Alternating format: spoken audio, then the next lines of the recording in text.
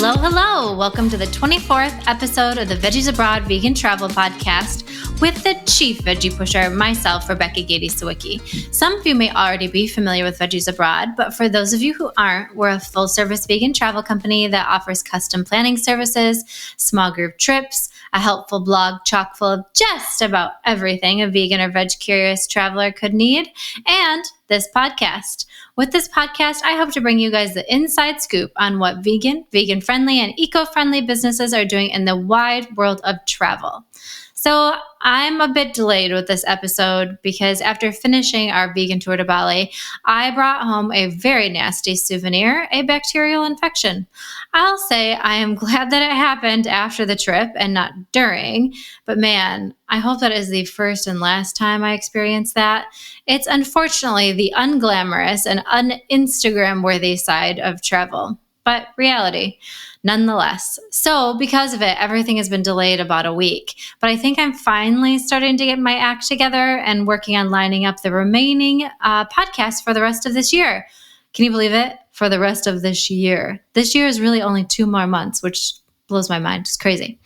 We will wrap up this year with some really great conversations about carbon offsets, what it takes to run an ethical sanctuary, and more. If there are topics that you would like me to cover in the future, now is the time to let me know, because soon I'll be having to work on 2025 plans. I'm probably a little delayed on that as well, but that's neither here nor there. Anyway, drop me an email, a social media message, or leave a comment on this podcast episode if there is something that you would like me to cover. I will do my best to make it happen. So aside from the souvenir, Bali was really terrific, and we will get into that. But I have a few other quick updates. If you followed along with on the Bali trip on Instagram and had a little bit of FOMO, don't worry, you have plenty of opportunities to join us next year. But I want to highlight that 2 deadlines are approaching very quickly. The first is to Tuscany and the second is to Iceland. Both of these trips are happening next spring in April and in May, and the deadlines for them to sign up are in November and December respectively. So don't miss those. And I've also added the ability to set up a 15-minute call with me to chat about any of the tours. So if you have questions about them or just want to know a little more information, consider just signing up for that. I have a chat with someone very soon. So it's a great way to get to your questions answered quickly. And you can sign up for those calls directly from the website on those tour pages. Okay, so now let's get back to Bali. Joining me to chat about it is Matt, the Minyalawi karaoke and dance king himself. Hi, Matt. Hey, how's it going, Minyalawi? I kind of thought the Minyalawi had died, but then as I was writing this, I was like, I guess we'll have one last Minyalawi. And so for people who have no idea what we're saying, we did learn some Indonesian while we were in Bali, which I highly recommend no matter where you're going in the world to always learn some of the local language. And so we learned like respectable things. Hello, thank you, good morning. And then locals decided to teach Matt some other fun Indonesian slang. So Minyalawi actually means fire bro. Still makes me laugh to this day. I'm going to laugh about it for a while because it's the most nonsensical thing. Like, who just wanders around town and says fire bro? I don't know, but there's so many uses for it. And it was like my highlight, one of my highlights of the trip. It was great. Oh, I'm so glad 33 hours later and your highlight is Minyalawi. And also, I wanted to Minyalawi you in the airport as you kept saying it. And I'm thinking, please don't piss off these security guys. They do not look like they're the Minyalawi types. Oh, but they were. And they had a really great time. When they see like the whitest white boy going, Minyalawi, they're like, they think that is the funniest thing. And they're like, oh my gosh, he knows a little bit of the language. That's crazy. So it was awesome. Yeah. A little bit is the accurate statement for that. As little as possible. Oh, yes. Anyway, so our trip to Bali has finished. We are back. We are jet lag free, I think, for the most part now. So to give everybody who's listening kind of an idea of where did we go and what did we cover, the itinerary started just outside of Ubud in a little village called Mambal, which is where Five Elements, a really beautiful plant-based resort, lives. From there, we went to the countryside of Sidemen. And then from Sidemen, we moved north to Lovina. And then we finished the trip in Sanur, which is a beach town not too far from the airport, not as crazy as Canggu or Seminyak, but still, it's a busy place. We covered a wide range of things, which I think is really great for any first-timers to Bali. You get a little bit of sense of just about everything, and then from there, you can kind of dive down further to maybe what you want to do more, what you want to do a little bit less. And what I really liked about this, too, is that we got away from people. When we went to the north, that was really nice because it's not a heavily touristed area. We actually did a snorkeling adventure up that way, and I think there were only maybe one or two other boats out, and it was really, really nice. And then the countryside too was quieter, and so that was, I think, actually I'm already moving into what I was going to talk about next, was what we both liked. And so I really liked northern Bali. Specifically, we visited an area called Deer Island. In Indonesia, it's Menjanjang. And Deer Island gets its name because there are actually deer that live there. But we did some snorkeling up in that area, which was super cool because the reef system just went on for, seemed like ever. We snorkeled just for like, I don't know, a couple hours. It was terrific. There were tons of sea turtles. It was great. It was like we had our own special area just for us and nobody else got to be a part of it. And the deer were funny. To hang out. They actually do when the tide goes down. They swim between the mainland and back to the island, which blows my mind. I really need to Google this to see photos of it to make sure that our guides weren't just pulling our leg. But I guess I believe it. I mean, how else are these deer getting there? They're not transporting them by boat. That would be silly. But so that was my first thing that I really liked. What about you? I mean, I've done a lot of snorkeling in our adventures. And I think that... Should I call you a snorkel king now too, in addition to karaoke and dance king? Definitely not. But I do like free diving. Like I think free diving? You are not a free diver. Well, like when you have the snorkel gear on and like you go under the water. That's not free diving, my friend. Oh, well, are you thinking like diving? Because I'm not talking. Yeah, like serious. Oh, yeah. You were just snorkeling a little deeper and you came right back up. My favorite thing though was like we're snorkeling and the reef was really nice there. I mean, you could tell some of it was damaged by probably like the heat and it had been bleached. Climate change, yeah. Yeah, exactly. But there was also like a really a nice portion of that reef, and you're right, it did go on forever and ever, it seemed like. And the sea turtles, like when I was, what I'm calling free diving, when I was going under the water, it was so fun. I was swimming like right next to a sea turtle, and it was like we were gliding along under the sea, and I started to think of that Disney song too, and it was like, this is so great. I knew you were going to say that. It was really awesome. I had like a really great time doing that. And then like it always comes back to the people for me on these trips. I thought that the Balinese people were just really warm and friendly, inviting and kind. And, you know, for a place that in parts they have a lot of over tourism, they still really like tourists, and they still rely on some of those tourist dollars. And in talking to some of the people, it seemed like the pandemic hit them really hard, and that they were starting to recover from some of that. And they were like happy to see us. And especially in that area that we were at in the north. And they just took really great care of us everywhere we went, it seemed like. Mm-hmm. So yeah, I really enjoyed that part. I definitely enjoyed the snorkeling. I enjoyed most of it. Let's be honest. It was really nice. I'd say in addition to that, I really liked the countryside of Sidemen, and I kind of wish we would have stayed there a little bit longer because it was kind of like quintessential what you would think of with the rice fields. Yeah. And it was quiet. There wasn't crazy traffic. That was like, it was picture perfect there. It was Scenic, really nice. Yeah, very scenic, very scenic. And these people, you learn about these people and their stories working in the rice fields. They work so hard. And that's not easy work. It's like there's not a lot of machinery there doing the rice field work, and it's just people hunched over. Like what was that one story we heard? It was the lady whose husband had injured himself, and so she was left to tend her rice field for like that entire season, and she had people come and help her plant, but she didn't have people that were going to regularly come and help her weed and do all that stuff. And it's like, man, these people work so hard.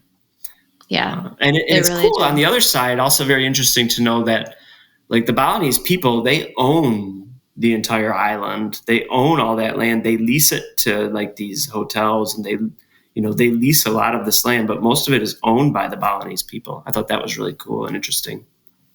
Really? I did not learn that. Mm-hmm. Like when we were in Sidemen, if you notice the rice. I think this may be in certain parts of the country because there are other issues like in the south and Uluwatu and maybe areas of Ubud where building has become really, really problematic, right? Or Seminyak. Yeah. But what I was saying is if you notice like on the rice fields in Sidemen, they only went up a certain height. And that's because the families own all those rice fields. They won't lease that to hotels and places. Okay, you mean the rice fields. Okay. I was not understanding you. I thought you meant like all of the land, which I didn't think that was correct. It might be. I have to double check that one. I'll have to fact check that. Asterisk on that. I think you're wrong, but the rice fields, yes, they do own for sure. The amount of effort that goes into preparing those rice fields blows my mind, and it makes me also think like there's no way rice should be as cheap as it is, which is like a whole nother like economic conversation, and blows my mind, and I feel terrible, and I feel like I should just like give everyone extra money now for their rice because of the amount of effort that goes into it. But to be in a place that's going through like, almost over tourism, and there's a good portion of the people that still get to keep their way of life. It's nice to know that their traditions and that kind of stuff isn't dead yet, and they still have a lot of land left where they can practice their traditions and grow rice, and all that stuff has been in families for generations. Yeah, that was definitely a cool part of the trip that we did get to learn about some of their traditions. Like we learned about Balinese offerings, and we met with a family at their home, and he taught us how to put together the offering and what each signified. Our guide took us kind of through town and showed us like a traditional community and traditional homes and how traditional homes are set up, which really is crazy. So a traditional like home compound is generally all of your immediate family. So once you marry, and hopefully I get this correct, once you marry, then you like move into like the husband's family's compound. So like your mother-in-law and father-in-law live there, the grandparents live there, like everybody lives there. Yeah. And it's not a giant area. That was crazy to me. They all don't have to move in there, but some families choose to. It's expected. And our guide shared with us that like times are changing a little bit, but still traditionally when you get married, that's what you should do. And then also when you get married too, you get, God, I don't remember how much it was, but you get rice, sugar, and coffee. Yes. And a crazy amount of it. And so our guide, she got married last year. And so she told us the amount of coffee, rice, and sugar that she had in storage. And so what they do, because they get such a crazy amount of it, is that they sell it right away. And so then like they get this money or whatever to kind of start their lives. But that's a crazy tradition that has persisted. And I was thinking in my head as she was telling us this, like, by the 10th person who handed me a bag of coffee, I'd be like, oh, maybe you should keep that. I really don't want to take another bag of coffee. Well, I think they take it so they can sell it, but...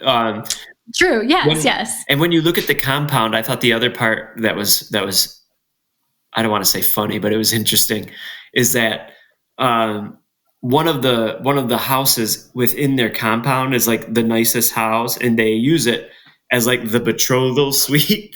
So like after you get married, then you go and you stay in this place, and the reason that you're staying in the nice place is that you're supposed to start your family, I believe. That was, I was like, this is all too close for comfort for us Americans over here. I like my space. I need like you to be somewhere else, maybe another town, or at least a handful of miles You don't want a away. betrothal house over at my dad's, or?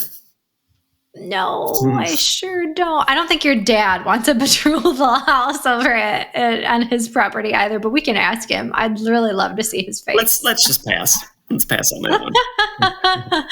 But I mean, that was like, I definitely think that was one of my highlights of the trip, is just people being so open and honest with us about their daily life and struggles. And, you know, our guide sharing with us about like frustrations of being kind of a woman, and that, you know, being treated differently, but how those things are changing, and, you know, rights for people who are gay. And, I really enjoy all of that. And I always am like very moved by people and their openness, like to share these things with strangers, because I mean, I think for some people those can feel like very personal things that you don't like, kind of like dirty laundry. Like, I don't know. I don't always want to air our dirty laundry, but I know it's important if you do feel comfortable doing, and can help you feel more connected to a place and have more context.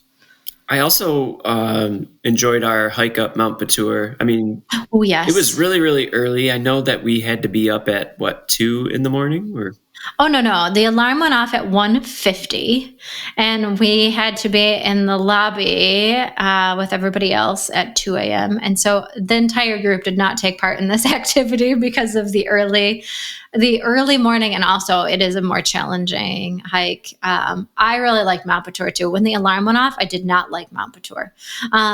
But I was really glad that we did it. I think that was really beautiful. It was challenging though. It was more challenging than I thought it was going to be, because it was super rocky and it was pretty steep. And one of the other guys that was with us, he said, because there was a pretty good lineup of people that do this. It is popular. And so like at times, like you kind of did have to slow down a little bit to let the other people go ahead of you. And he goes, I imagine this is like the Everest base camp is like, and that gave me a chuckle.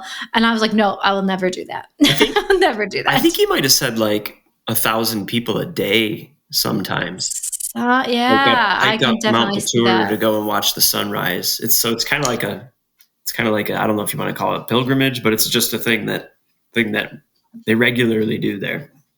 Yeah, because it's Batur is the second highest mountain there. Its neighbor, Anyung, I probably pronounced that incredibly correct. I think it's Angung.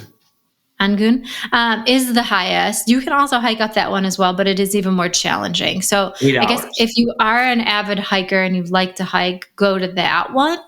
And then there'll be less people as well, because Batur is far more, it's far easier for a larger section of people to accomplish. And so I think the hike up, we started at the halfway point because we did not want to start at 1 a.m. We wanted the extra hour of sleep. We are a bit wussy. So we started halfway, and it took us an hour and a half, I think, to get up ish. Well, sunrise that day was 6:08. We started at, what time? 3. 3? At 3. So it probably took us at least 2.5 hours. I don't think it did. It really take us that long? Well, it did, because we had to stop a lot. There were people in front of us. Yeah. It was dark, and we were all being careful. It was so dark. I mean, we were on our way up, and we saw somebody like laying on the ground because they had a seizure.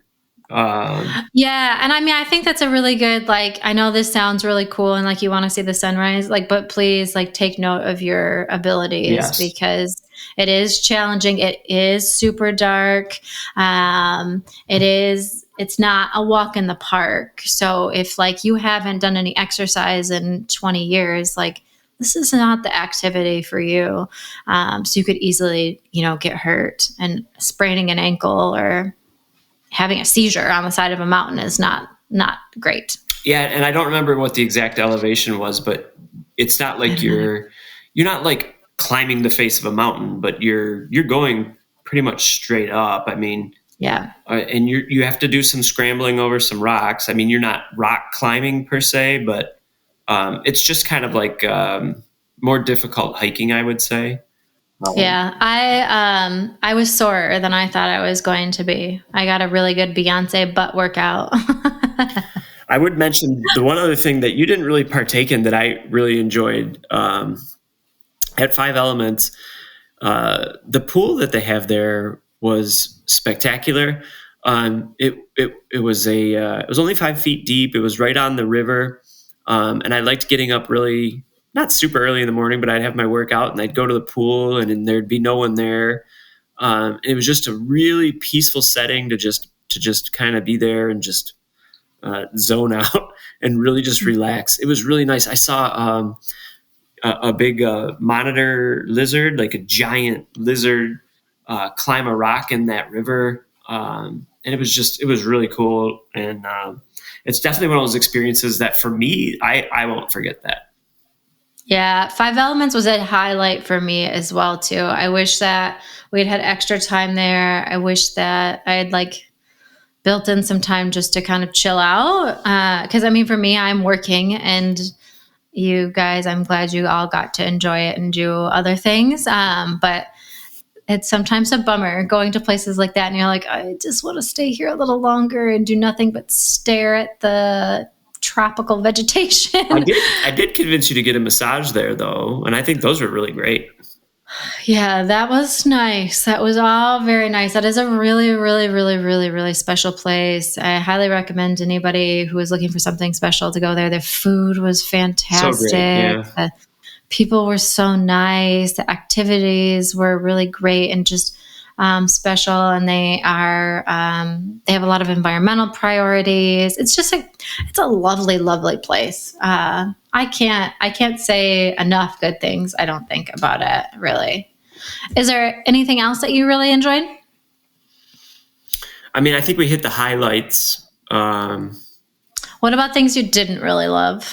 I mean, as far as things I didn't particularly love, I think Sanur, I understand why we went to Sanur. I think that it was close to the airport, so I understand the qualities of that. And there was a meal that we had in Sanur I thought was great, at the Genius place. Yeah, right on the water. That was nice. And I didn't get a really, a long amount of time to go and walk the streets there and kind of check everything out. But I think after being in a really peaceful setting like Sidemen and seeing the rest of the island, I think being back in that more like civilization kind of situation, it felt more like hotel land and resort land. Yeah, people. Yeah, it was just different going back to that. And I think maybe if the itinerary was set up different, maybe it would be a different outcome, and I may have enjoyed it more. But I think finishing with that, I understand we did it to be close to the airport, but it was just fine, that part of the trip. Yeah, I mean, I think, and that's a really good point. So with building out these itineraries, it's always a bit of a struggle for me of balancing people's expectations of what they've seen on the internet or Instagram, whatever, versus what's actually worthwhile. And that is a harder struggle than I had anticipated it being, because the internet's kind of ruined things for people. We all get this idea. And I remember you asking me over and over again about a specific beach you had seen online. You're like, are we going to see this? Are we going to see this? And you're not the only one. And so hard. Yeah, it's so hard because some of these places that you see over and over again are actually worth viewing. But then if you don't have some of it, then people are like, well, that's not worthwhile going. So I will say that is definitely something that I'm still finessing how I manage in trips moving forward. And definitely there's some that I've really gotten away from a lot of that. And I think I'm doing a better job with, but this was definitely a bit of a fight with that, because so much of what you see marketing wise with Bali are some of the really heavily touristed places. And Sanur isn't necessarily one of them. We did avoid some of the other places that everybody and their mother goes to. but their last stop was on Nusa Penida, and I felt like that was not worth it. And so that's where that beach is that you just mentioned. And everybody wants to go to see these really pretty places, but unfortunately, they've turned into places for foreigners, not places for people really to be and thrive. And that's really sad. So I definitely don't recommend that. Hey there, fantastic listeners. Let's hit pause on this episode for a thrilling announcement, a golden ticket to Globetrot with Veggies Abroad. Veggies Abroad isn't just your go-to for vegan guides and trip planning tips. It's your passport to extraordinary small group journeys, carefully crafted by the ultimate veggie pusher and your favorite podcast host, me, Rebecca Gade Sawicki. I've spent countless hours researching the best vegan hotels, food, and experiences, and now I'm bringing those experiences directly to you. Join me and my newfound veggie pals on escapades to exotic and exciting destinations around the world, whether it's trekking through the Thai jungle to witness elephants in their natural habitat or exploring Iceland's famous ring road. Our adventures are nothing short of spectacular, and guess what? Those aren't the only exciting trips awaiting you. So what are you waiting for? Cruise on over to veggiesabroad.com pronto. Well, how about after this episode is over to explore our dazzling lineup of tours and secure your spot today. I mean, the views on Nusa Penida were absolutely stunning. Yeah. I mean, and that's why everyone goes there, and I get that. But because of the tourism, you're starting to see things like at that King Kling beach that we were just talking about, the one I really wanted to see, they're installing this elevator. It's like 700-foot elevator, and the locals really don't want it there, but because people would have to hike down to this beach, from this high atop this cliff. And so they're trying to make it more accessible for people. But really what you're doing is you're just allowing more people to go to this kind of remote beach, and the locals, they do not love it. And I could see why. You got this big elevator going in, and it's taking away from the scenery. It's taking away from the beauty. And the environment. Yeah. So like so many of these things, I mean, we need to start having real conversations with, should we even be there? Do we need to be able to get down and actually see this beach? Maybe we need to leave things the hell alone. And that's a really hard bullet for, people to bite. Yeah. And it turns into I think it's when we got to bite. It turns into like a little Disney World, like let's get all the tourists we possibly can here and make as much money off of this as we can. And really it just, why they do it. They're trying to make money. But from an environmental standpoint and from a local standpoint, it's just, you see these things and, Yeah, it's tough. It's tough. Yeah, tourism is a double-edged sword. There's no way around it for sure. And I also think we did the second snorkel trip, and we did it off of Nusa Penida. I probably wouldn't have, having done the first one that we did with the Great Reef, I wouldn't have done the one off of Nusa Penida, the second one.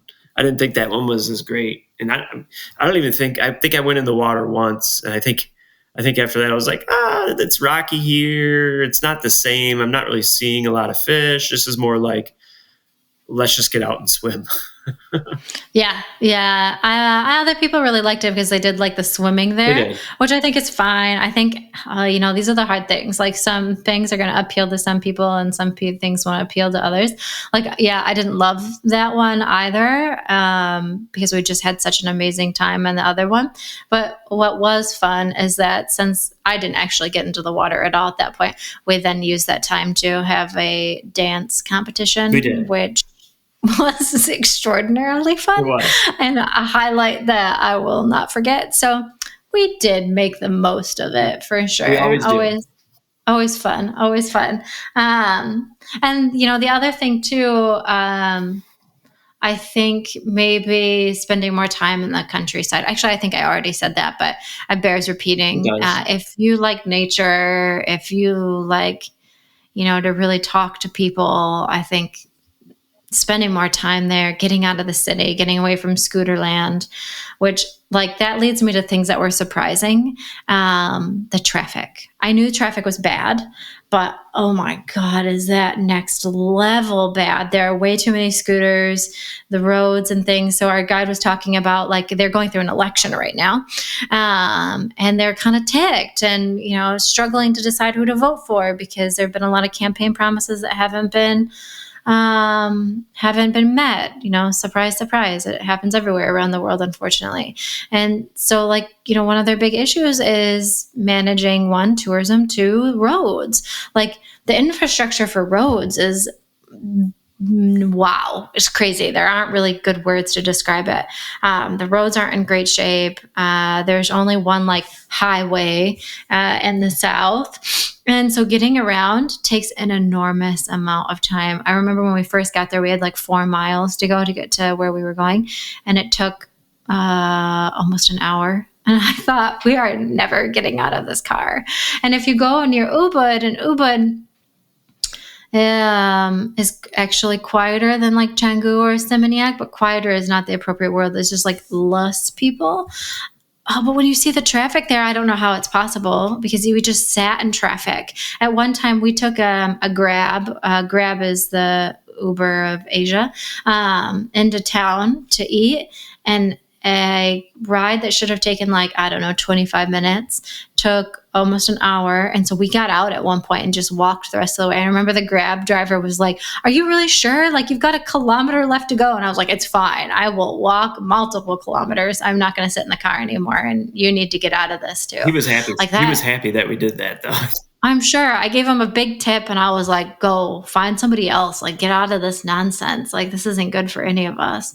But that traffic, good God, Yeah. I don't ever want to experience that again. And I feel so bad for people who have to live in it. Well, for them, it's a motorbike culture. Like everyone there talks about how many motorbikes they have and, you know, and their motorbike and how their kids have a motor, like that whole thing, like the whole motorbikes like situation is like, wow, they really like it's their off motorbikes. The chain. Yeah. And when you're there, like, I think the traffic wouldn't be as crazy, but I mean, you're dodging motorbike after motorbike. I mean, we're talking like you're driving down the road and there might be, you know, 50 motorbikes coming up on you. And it's like nonstop. They just keep going. They keep coming and they keep coming. And it's all over the island. And you're right. So the island, like the roads aren't great. It's probably easier to navigate by motorbike, but it's only easier because they don't follow the same rules as cars. Yeah. They weave in and out of traffic. They use the shoulder. They go around things. So that causes other like dangers. And, you know, our guide was saying like she never recommends foreigners to ride the motorbikes there because they don't, one, understand the area, know the area, and two, local are aggressive. Like they aren't fooling around. They got places to go. And we saw an accident too, a really bad one from a motorbike. And so I don't encourage other people to do that as well either. It's dangerous. It's not worth it. Just walk, choose a different place to stay. Don't mess with it. If you go to Bali, don't rent a motorbike. I would not suggest it. No. Okay. Food, I think, is the next most important thing that we need to touch on. And we have not yet. We've kind of buried one of the best parts of it. One of my favorite things, which is a weird thing. So I don't generally love tempeh. I just don't love the texture of it. It's sometimes a little bitter to me. But in Bali, I don't know what kind of magic they use on their tempeh, but they are amazing. We stayed at a really great place in Sidemen, and it was vegan friendly. And so they'd made a menu for us. And on one of the dishes that we had in the morning, I wish I could remember the name of it. It was a really great noodle dish. They had tempeh on it, and it was like the perfect flavor, the perfect like caramelization, perfect crispiness. One of the other guys that we were with too, like mentioned, he was like, "Oh my God, this tempeh is so great." And he told the chef, and the chef was like, "Do you want more?" At the time he said no, but then afterwards he was like, "I'm mad at myself. Why didn't I say yes? I'll never have that tempeh again." That was in Sidemen, right? That was great. Mm-hmm. You're right. Yeah, that was great. And the other one that was really great too was we did a cooking class. So there is actually, it's the only vegan restaurant and cooking class in Sidemen. And it's this really, really lovely place. And I actually don't love cooking. Not a shocker to you, but maybe a shocker to other people. And I actually, this is super funny admitting this, I don't love doing cooking classes. But I always get asked about them, and they seem to go over so well with everybody who does them, and they always really enjoy them. So I always add them into itineraries when it makes sense. But meanwhile, I'm like off to the side, like, who's going to feed me now? Is this done yet? But the food at the cooking class that we did was fantastic. So they veganized a bunch of different Balinese dishes. And we actually picked some of the food before we started too, because they have a giant, massive garden, like with papaya and lemongrass and everything under the sun is in this garden. So then we made it all, and that was like, it was really, really tasty. I really enjoyed that. I also really loved it there. I'm also a little shocked to hear you don't like cooking. You used to love cooking, I think. Is that why you make It's me too much love work. cooking? Yeah, I don't want to do it. I don't want extra work. I do enough work. No more working. Oh, wow, man. This is, you know this too, because another fun fact about me, if there's nothing made, I will just eat cereal for dinner. I would, True. if Matt did not cook for me, I would eat cereal every night. Yeah, and I have to tell her sometimes, like, I'm sorry, but you got to eat more than cereal for dinner, kid. Like, it's not good nourishment. But yeah, the cooking class was definitely great. I liked all the food that we had in it. Although I didn't love the dessert. They did like that coconut pancake. Oh, I loved those. So Thing. they make like this unique rice flour pancake with pandan leaves, so they're green, and then they fill it with like a sugared coconut, and I really liked those. But I like coconut a lot. Yeah, that one wasn't my favorite. But I will say, going back to Five Elements, they made that gluten-free bread there. Oh my gosh, that was another magic. That was some of the best stuff. And I know that a couple on our tour, they took a cooking class because they show you how to make that bread. Mm-hmm. And I think they took that recipe home with them, but I don't know what was in it. I don't know how they made it. It tasted like they soaked it up in some like love and goodness, and it was just it was warm, it was delicious. I don't know if it was just the setting, but that stuff was good. That was the best gluten-free bread I've ever had, yeah. And so they did say they use cassava flour to make it. And the person who did do the cooking class, she said that it was really easy. So we still need to get the recipe from her. But yeah, Five Elements, they did there were so many things that I really enjoyed there. Breakfast was always such a treat. And you needed to give yourself extra time because it was multi-courses. Mm-hmm. And it was just so nice. It was such a wonderful, wonderful place. It was also cool. Having our local guide who knew a lot about the plants that were on the island, she would just kind of stop and be like, "Hey, you see that?" And then she would pick a leaf off of like a tree or something and be like, "Here, taste this." And it was like, then you'd be like, "Oh, what's that?" She'd go, "Oh, that's supposed to be good for your stomach, and it settles your stomach." So it was all these different things. It was she knew every plant on yeah, island. Yeah. She was like, "Hey, this is a nutmeg tree. This is a cassava plant." And by the end of the trip, and I had remembered some of them. So I was like, "Hey, that's a cassava plant, right?" And she was like, "Yeah, very good." The student had listened. The other thing I thought was interesting. So we ate at a mix of places, and places that veganized Balinese dishes or Indonesian dishes. Wow, really, really fantastic, super flavorful, amazing. But some of the westernized food wasn't really great. And it became kind of a running joke. And I just places, I wish that I don't know, maybe if it's a confidence thing or what, but I hope this message sinks in. If you do something well, do it well. Don't worry about making 18 things. We don't need menus of 50 pages. Just let your stars shine. Let your tempeh speak for you, because we don't need a burger. We can get a burger when we come back to the US. We don't need, what was the weird thing we had? Lasagna. That was good though. I didn't love the lasagna. I don't even remember we had the damn lasagna. But anyway, you get my point. Stick to your traditions. Stick to your guns. I really liked the nasi goreng. I think that was like the fried rice, and we had that at most places. And pretty much everywhere I had that, it was like, oh, this is really good. And there was another one. I don't know what the first word is, but it was the same dish, but it was fried noodle. And those were really great. I think the one place that we really didn't like was after that temple, and we had like some wet tofu or something, and it was not great.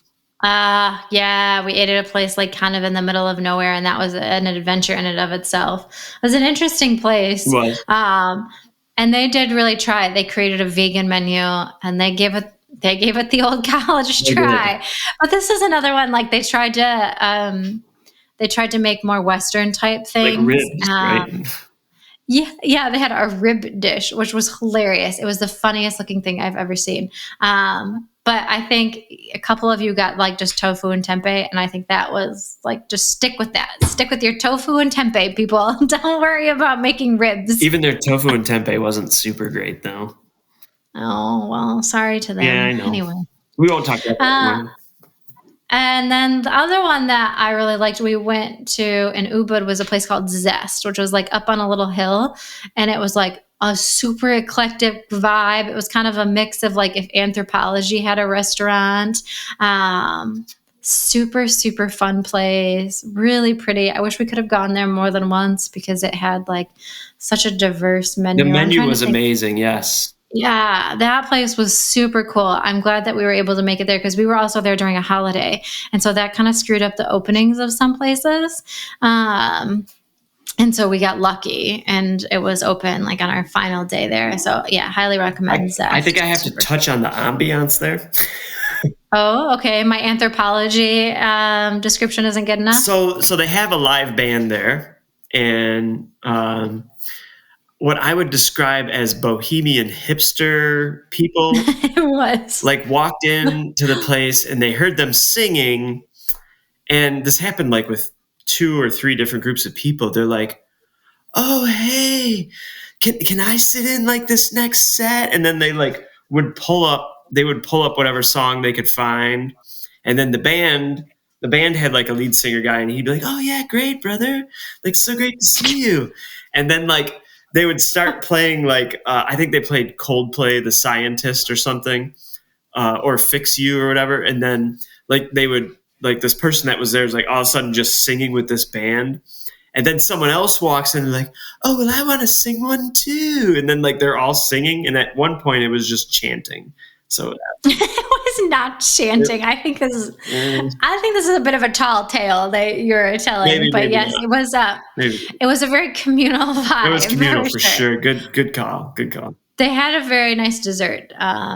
A very nice dessert case. So that was also something else to check out too. Yeah. And I do want to touch on this. There are some sneaky non-vegan things that you should look out for. So we ate at a lot of vegan places, a lot of vegetarian places. And then we also had our guide with us who was constantly yelling at people, no shrimp paste, no shrimp paste. And so if you don't have an amazing guide with you and you are trying to eat at non-vegan places, things that you need to look out for is like shrimp paste, fish sauce. There are a traditional dessert is like a jelly, and so there's generally always gelatin and stuff like that. But seafood paste and sauces is a very common flavoring ingredient in a lot of things. So just something to keep in mind, like if you're going somewhere and you're like, oh, this should be vegan, is to ask for those things. And you could use Google Translate to try and help bridge that gap to figure out if it is. And I would say, like, tell people that you have an allergy to fish so that you could avoid that.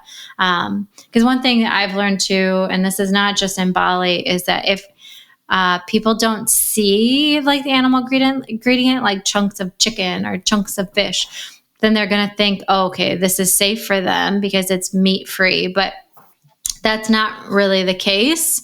So you do just have to kind of look out for those things. Excellent points. Okay, so I'd say we're kind of wrapping this whole trip up here with one important question. would you go back? What would you do differently? Well, I guess we kind of touched on the what would you do differently, but would you go back? Yeah, I would definitely go back. I got to say, coming from Michigan in the USA and spending all that time, like getting there is difficult. 2 days to get there. Yeah, like that part was difficult. Like the travel, like if you said, will you go back today? I'd probably say, nope. No way. I would not be going back today. But would I ever go back? Yeah, I would go back. It would just be maybe down the road a little bit. Yeah, I definitely would go back there. Other parts, like I'd really like to explore more of the western part of Bali. Definitely. And I was talking to locals and our guide about it. And I was like, how about this area? Because there was a place that I really wanted to check out, but it would have been a 2-hour at least drive, probably a 3-hour drive. And we're not talking that this is a far, far place. It's just because of crazy traffic. And I would really like to get out into that area because it's not touristy. It's much, much quieter. I think it's definitely more of my vibe. And I'd also like to visit more of the other islands in Indonesia. There are a lot of islands. There are a lot of beautiful places to go, definitely outside of Bali, that I think are worth checking out. And once you're in Bali, you can easily get to a lot of these other islands by either ferry or a short flight. And so I think that'd definitely be worthwhile and something that I would do if I went again. I could see a nice long trip, kind of like with that being one of the stops, spend some time there, go to some of the different places that we missed, and then, maybe move on and go to like Australia. Yeah, because you are like Australia's neighbor. Yeah. At that point, you are practically in Australia's backyard. I mean, that's a part of the world, Indonesia and Malaysia and Vietnam, even Thailand again. Those are all places that are worth checking out and worth visiting. That I definitely feel like I need to explore further. But for me, I just need a little bit of a break because of the travel. Yeah, I think that's smart. Is like once you get over to an area like that, if you do have to take a long trek like we do to get there, is then to go longer and bundle in other places as well. Because like I would really love to go to Malaysia, but I'm definitely not going there tomorrow after the 33 hours. Yes. And then bringing the sickness back with me, like that was, me and airplanes have to have a little bit of a break, which is super funny to say for someone who works in travel, but I think we all need breaks sometimes. You had an absolutely difficult, disastrous, painful journey home. I don't know how to describe how bad it must have been for you, and I felt terrible for you. I've never seen anyone use like the sealable bags on a plane. Now we're just letting all the cats out of the bag now. Let's just say that's all I will say about that. But I've never seen someone use it, but we've seen it now. Yeah, now you all understand why I really don't want to get back on an airplane anytime soon. And yes, that was rough. It was a very rough adventure home. But I'm glad we went. I think it was an amazing trip. I would do it again, 100%. Yes, agreed.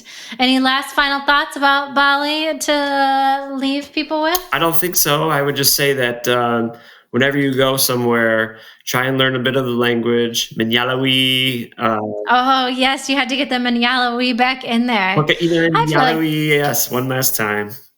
That is a perfect place to leave this, on a bit of Manyalawi, my friend. Well, thank you so much for jumping on here to talk about Bali. And if anybody listening has any questions about Bali or needs help with a trip, always feel free to reach out. Until next time. Bye. Thank you so much for tuning in. I hope you enjoyed this episode as much as I did. If you did, please consider subscribing and leaving a review. If you'd also like to learn more about upcoming Veggies Abroad tours or get additional travel help, visit veggiesabroad.com and also join our newsletter. It's the best way to stay up to date with loads of new content, like where to find gorgeous vegan hotels, what to eat in cities around the world, trip planning tips, and so much more. Well, that's all I've got for now. Until next time.